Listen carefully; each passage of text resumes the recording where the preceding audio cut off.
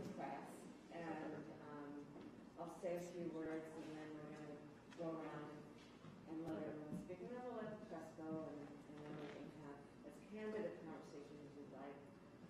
But feel free to say whatever needs to be said, both in front of the press and when they leave. Because I do want this, in particular, between us to be a candid conversation. As you probably know, traveling the country on this issue. Okay. And as a long-standing ally of this community in terms of what we need to do to support people with disabilities, I want to make sure, like we've done around this table, and I've asked folks to come in on the voting issue, on this issue, on so many issues. I want to make sure that I'm using my platform in a way that really highlights the particular concerns that must be addressed. So that's the purpose of this conversation, and of course today is the anniversary, but whether it were or not, we can certainly convene and talk. Okay, any questions? Okay, good. Okay, so why don't we bring in the question? Great. Okay, Pastor Kamala, study proposed.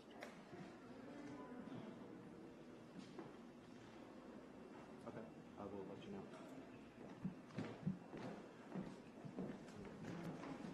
You want to say it?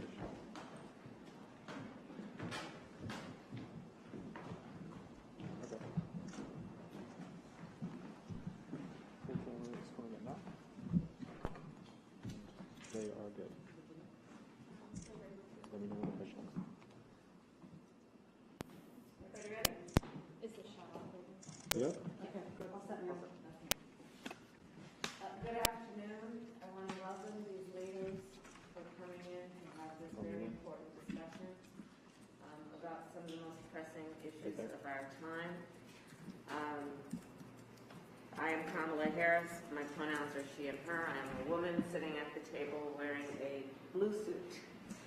And I'm very thankful to the leaders who are here today for joining us for this very important conversation that is on the topic as much as anything of justice and equality and freedom. Today is also the anniversary of the signing of the Americans with Disabilities Act 32 years ago today, which was passed and signed into law with the intention of enshrining in our laws the protections that rightly should be in place to ensure that all people in our country are treated equally and with dignity and respect, understanding that access to essential needs and to all that brings with it freedom and liberty is important, and we must be intentional in making sure that we do that. So we have convened knowing that the ADA was signed into law to protect the rights of Americans with disabilities, and with the recent Dobbs decision by the United States Supreme Court, I have particular concerns about how that decision will uniquely impact Americans with disabilities.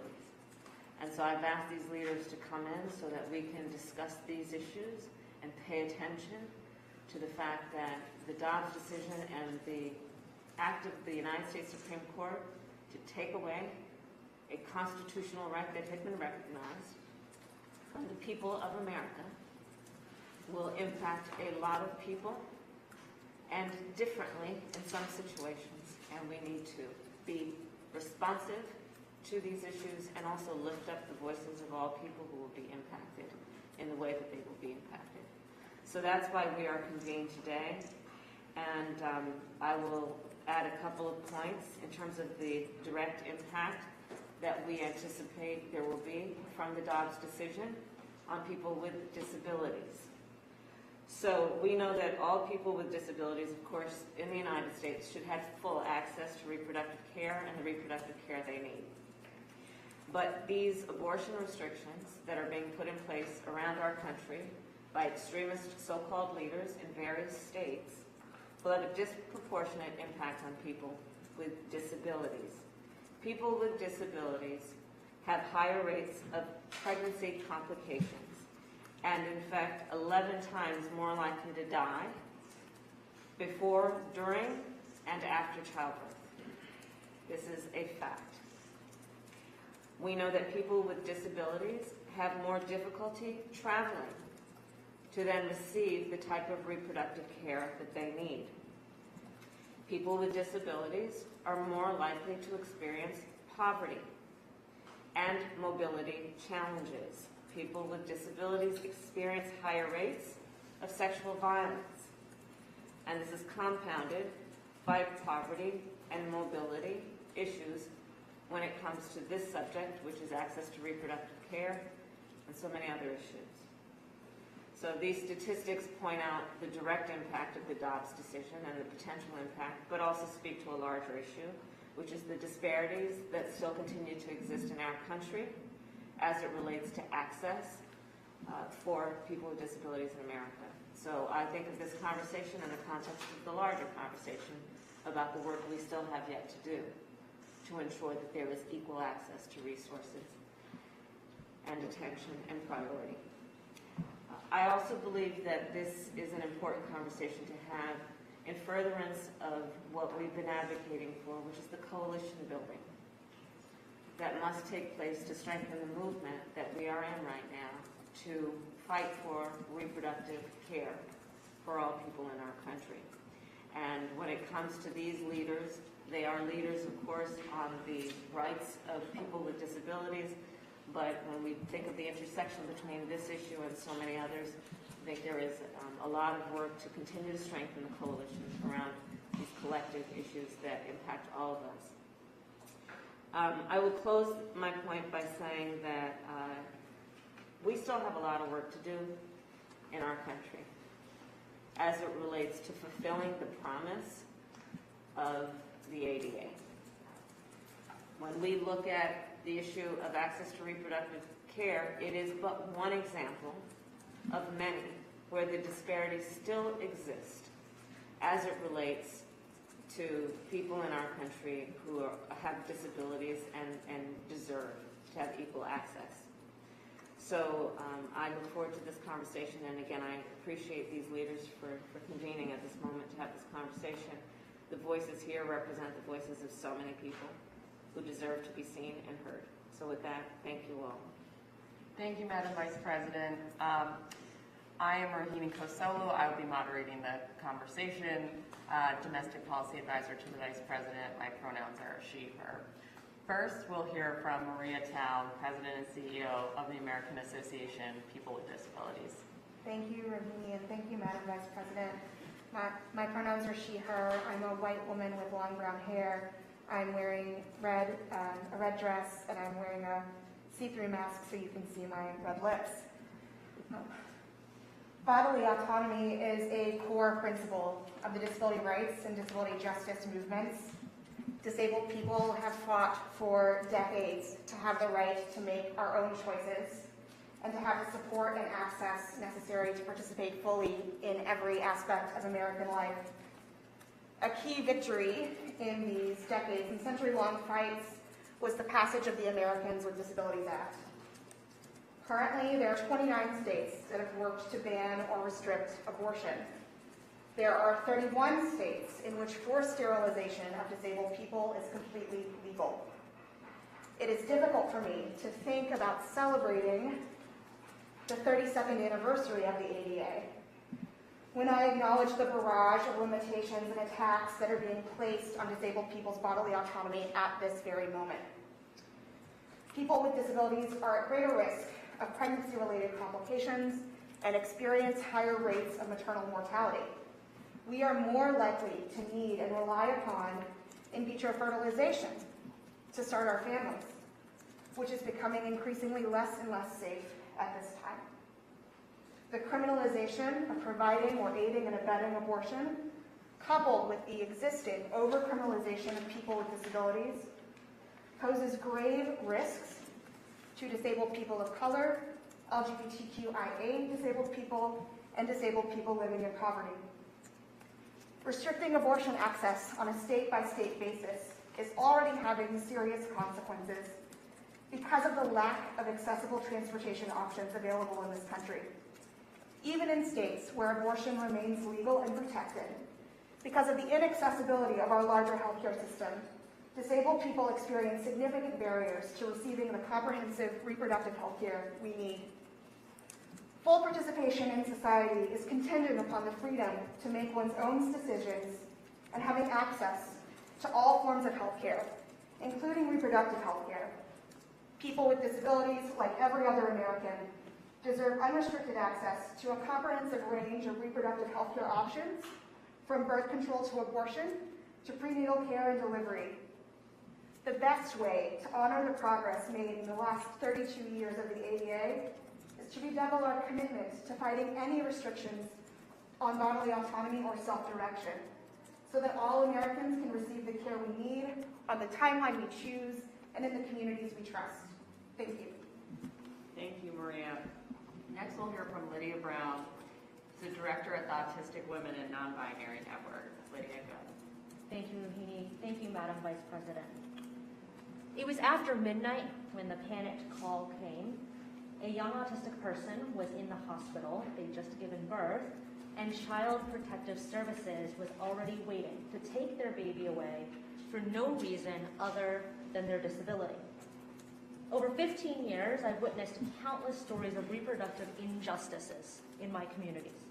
Injustices the Dobbs decision will only exacerbate, with deadly consequences for the most marginalized and vulnerable.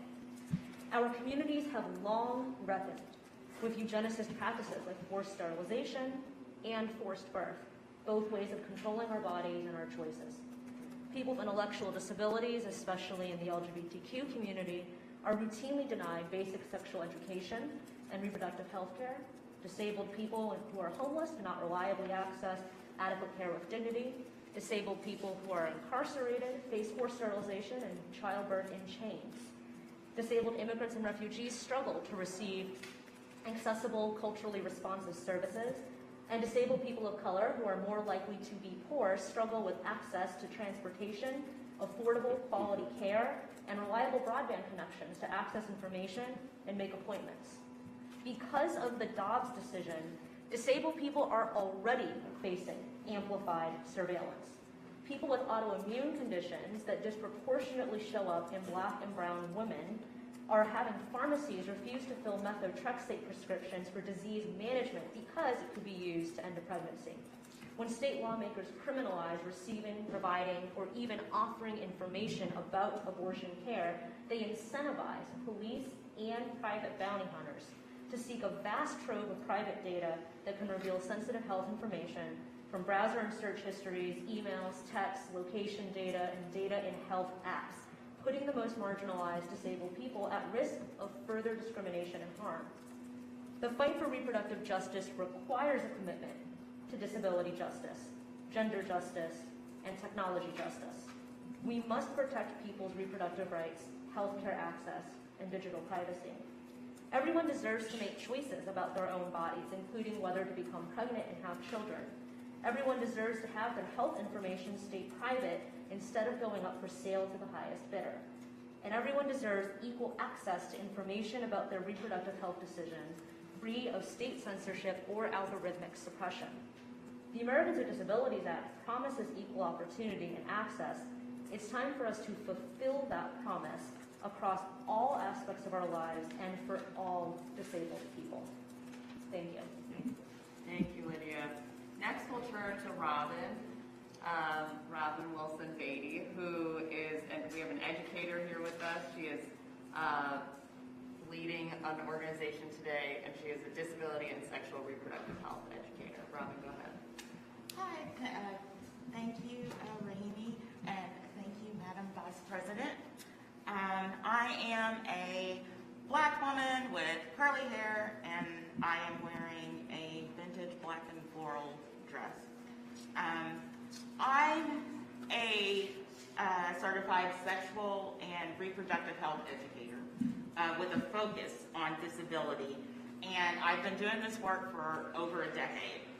I am also someone disabled who has been both pregnant and had a kid, and I'm also someone who has had an abortion. So I have a personal connection with this as well, because overturning Roe v. Wade will have serious consequences for the disability community. Society already has a problem when it comes to seeing disabled people as, free, autonomous citizens with reproductive and sexual health rights. And as you know, comprehensive sex education in general is not required in all states. So you add disability to the situation, and you have a population of people who are misinformed and don't know how their bodies work sexually, or accurate information about reproductive health care and pregnancy. Disabled people already deal with the consequences of society deeming us unfit to reproduce and have children, regardless of your disability. Developmental disability, mental illness, acquired disability, it doesn't matter. Buck v. Bell, which is the decision which was upholding the right to forcefully sterilize disabled and detained people, has never been overturned. Buck v. Bell has been used to justify the sterilization of black and brown people since the early 20th century, and we'll see more of this happening again because it's legal. The way these policies have been enacted disproportionately have been used in society to weed out undesirable genes and traits such as skin color, disability, poverty, etc. So disabled people under guardianship often have their reproductive rights taken away. And those of us living independently will also find ourselves the increased targets of forced sterilization as a result of overturning Roe. We already face obstruction and opposition when we seek fertility treatments and care and reproductive health care. When disabled people get pregnant, before overturning Roe, we are strongly pressured to abort. However, in the event that we manage to complete a pregnancy, those children of disabled people will be taken away by the states, put into foster care, and only allow able-bodied people to adopt their children. And this happens now, but if disabled people aren't able to access abortion, this will happen at greater and more increased rates. And so today, as the 32nd anniversary of the ADA, speaking about sexual and reproductive health about people with disabilities, it's time. So, thank you. Thank you. Next, we'll turn to Dior Vargas, an advocate for mental health and disability rights. Thank you, Madam Vice President, for giving us the space to have this critical conversation. I'm a Latina with blonde highlighted hair, and I'm wearing a gray blazer over a black sheath dress. The impact of a decision to overturn Roe v. Wade cannot be understated. Right now, it is doing irreparable harm to people all across this country. It disproportionately harms Black, Indigenous, and other people of color, the LGBTQIA+ community, those living in poverty, immigrants, in particular, the disability community who is often left out of these discussions. The power to have autonomy over your own body is a critical component of mental health. The disability community has endured a legacy of injustice, including forced sterilization and institutionalization. This decision is just another example of how disabled people are not viewed as human beings. Mental health is deeply personal for me. It is inextricably linked to this attack on reproductive rights. Anxiety and depression are just some of the effects that people will experience because of this. Every person who needs and/or wants an abortion should have the right to obtain one. For people who are raped or have miscarriages, the trauma of experiencing either is compounded when you have to prove the validity of your experience to get the care you need. For pregnant individuals in abusive relationships, being forced to carry the pregnancy to term puts them in a situation where they have to stay in an unsafe environment. My work focuses on the intersections of race, ethnicity, gender, and mental health. I've shared my own challenges with mental health because I want everyone to have the agency to advocate for themselves and get the support they deserve, which includes access to reproductive care. I look forward to having a dialogue where we can uplift all communities and find a way to bring these rights back to those who need them the most. The fight is not over. That's right. Thank you, Dior. We'll now turn to Sam Crane, Legal Director at the Quality Trust for Individuals with Disabilities. Thank you, Madam Vice President. It's a great pleasure to be invited to speak to you today. I'm Sam Crane. I am a white woman with short red hair and a black dress. I'm also Legal Director of Quality Trust for Individuals with Disabilities, and I also serve on the advisory board of the National Center for Pregnancy and Disability Research. This matter is personal to me as I am autistic myself and I am a mother of a now 3-year-old child. Sexual violence disproportionately affects people with disabilities. People with disabilities are over 3 times more likely to experience serious violent crimes, including rape and sexual assault. In addition, medical conditions in people with intellectual and developmental disabilities are often not promptly discovered. Quality Trust has investigated cases, numerous cases, in which diagnoses were delayed by months or even years due to failure to proactively monitor health indicators, communicate effectively, and provide comprehensive sex education and health education. These concerns have significant implications for a post-Dobbs world. The fear of sexual violence, already a frequently cited concern to justify forcible sterilization of people with disabilities, may result in an increase in the rates of forced sterilization going forward. Moreover, because medical conditions, including pregnancy, are often not promptly detected, people with intellectual and developmental disabilities may be at incredibly higher risk of missing shortened termination windows that we're seeing in many states now. Legal guardianship may also impact our ability to access out-of-state care, and people with disabilities are more likely to experience serious health conditions affecting pregnancy and more likely to need medications that are contraindicated during pregnancy. It's critical that disabled voices be centered in these policy discussions in order to ensure that these disparities are properly addressed. And thank you for the opportunity to speak to you today. Thank you. I want to thank all the leaders who are here, and again, just to stress the point that has been made, the ADA was designed to really capture the right to self-determination that all people should have, which of course obviously means those with disabilities.